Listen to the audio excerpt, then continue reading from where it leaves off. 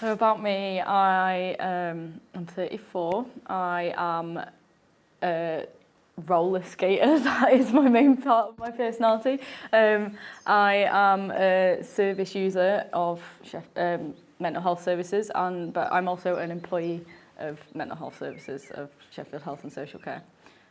So my role in the Trust is in medical education and research. It's a lived experience role, so I'm using my lived experience of mental illness to improve the research in the Trust, get more service users involved in having their voice heard. And then in the education department, it's about teaching the doctors of tomorrow and nurses of tomorrow and sometimes trained staff and bringing that lived experience point of view. So I have been in mental health services since I was 17. So I have a lot of years of lived experience and a lot of experience in a variety of different services. I've got I've been hospitalised a lot of times. I've had good experiences. I've had bad experiences, and it's always been something that I've been told: you're never going to work, you're not going to be able to hold down a job, you're going to be on medication the rest of your life, you're going to be in and out of hospital the rest of your life. And being able to have the opportunity to turn that around into, like, turning the negative into a positive has been it's been a really powerful thing in terms of my personal journey. Because ultimately I wouldn't be able to do the job that I'm doing if I hadn't have had those experiences, some of which aren't that good. That sounds really minor, but I do quite often get told that it's quite nice to see someone who's, like, you know, got colourful hair, roller skates to work. Like, I definitely, like, don't hide who I am at all at work, and initially I was quite anxious about that, but actually I get quite a lot of feedback about that, and that helps me in terms of, like, how I do my role. I chair a lot of meetings, I facilitate a lot of meetings, and I will make them we'll get stuff done, but it'll be kind of informal. It'll be comfortable for people to join, because I'm quite I'm quite like that myself. I definitely don't come across as being a sort of, you know, business suit type person, and I think that sometimes makes people more comfortable bringing their own sort of lived experience as well. For me, my every day is a challenge. Like, my mental illness is my disability, and I know there's a lot of people who don't identify with mental health problems being a disability, and for me, I was the same for many years, but I sort of went through that process a couple of years ago of, like, accepting that it was something actually that disabled me in life, but that actually has been something that's been really helpful to, like, help me move forward and learn ways to sort of overcome barriers. So for me, even just being in a building and getting into a building is a challenge for me. Like, access issues. I have PTSD, and it causes a lot of issues with, like, feeling trapped if I'm not careful. So just walking into a building can be really, really challenging for me. A new building, or some buildings that I know I've been in and are not really set out in a way that makes me feel sort of safe, can be a really big issue. And that's been from day one, that's been something that's been complicated at work. And I'm really, really fortunate that I've got colleagues that are willing to know about that and, like, accept that that's a thing, and sort of support me to be able to physically get into the office. So for me, that is the biggest challenge. It's been really important in our journey of having me here, is that I'm not pressured into, you have to do this right now.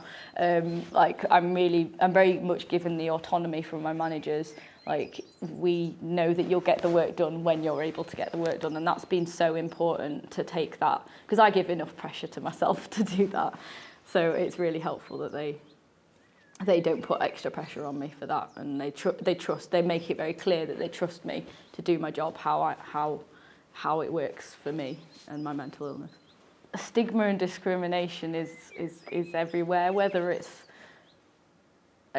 open or whether it's like subtle. I very often get told, you're on roller skates, or you're doing this physical activity, you're obviously walking around and look healthy. So, for example, I quite often get told, if you're like that, then why can't you wear a mask? And actually, I can't wear a mask because, as I've said, my mental illness means I struggle with feeling trapped, and that's a very trapping thing for me, and it will cause me to have quite a lot of anxiety and probably not be able to function.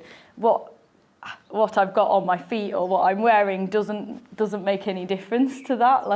So I do find it really frustrating that people look at me and say, well, you can't be disabled, or you should just be able to do this because you look fine, or you're able to talk about it, so therefore it must be fine.